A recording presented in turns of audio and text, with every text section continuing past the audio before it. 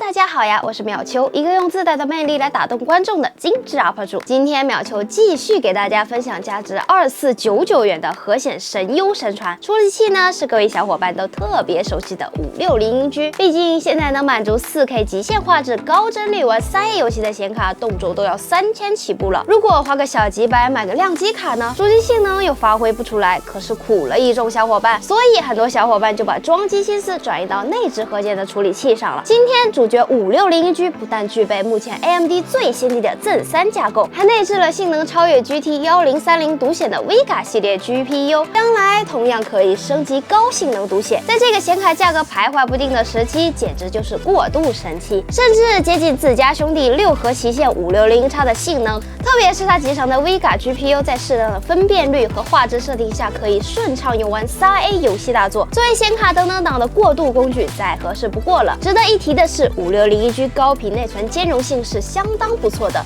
在1:1分屏模式下支持到 DDR4 4000内存是基本的，部分体质优秀的上到 DDR4 4400也是很正常的。在一些对内存延迟敏感的游戏中，锐龙560英居的优势就进一步被放大了。对于将来要升级独显的玩家，这一点尤其值得注意。淼球知道不少小伙伴买电脑除了娱乐之外，也要兼顾一些轻量的设计工作，毕竟现在是自媒体时代了，这电脑里没个 Adobe 3件套啊。常用的视频剪辑与 3D 渲染输出工具特别吃处理器的多线程性能，而 AMD 锐龙560英居得益于Zen 3架构，在吃多核心性能的应用中明显领先对手，特别是 3D 渲染类应用，优势最高达到了16%。对于轻量级设计应用来讲，560英居也是效率更高的选择。主板呢，淼球选择的是微星 B450M 迫击炮，扩展散热设计提供了强大的散热性能， DDR4 内存加速引擎，独立的内存传输线路区块，并优化了信号。PCIe 钢铁装甲保护显卡插槽免遭弯曲，并且屏蔽电磁干扰。散热是 AMD 自带散热，硬盘是金士顿 A2500G， 内存是科富3200双8G， 机箱是新谷赛博 HE 长条状隐形通风口，顶置 I/O 口搭载 LED 按键，实现一键切换13种光效，兼容性强。如果不安装前置风扇时，显卡线长325毫米；安装了前置风扇，显卡线长300毫米。电源是海运 A12600，额定功率600瓦，3年质保。智慧型温控技术使得电源在负载变化下自动调控风扇转速。总结一下，如果你现在计划打造一套主流性能级别 PC， 带有最强核显的560英居确实是个不错的选择。它无需独显就能让你体验高帧率电竞网游和运行需要大显存的专业软件，而且将来升级独显也不会成为性能瓶颈，并且在相同预算情况下，560英居平台由于价格优势特别明显，后续还可以升级更强力的显卡，让整机游戏性能再度升级，购买价值同级无敌。好啦，今天的好机推荐就先到这里啦，喜欢我们的朋友可以点赞、投币加转发支持一下我哦，关注船长董仲元，买电脑不迷路，我们下期再见，拜拜。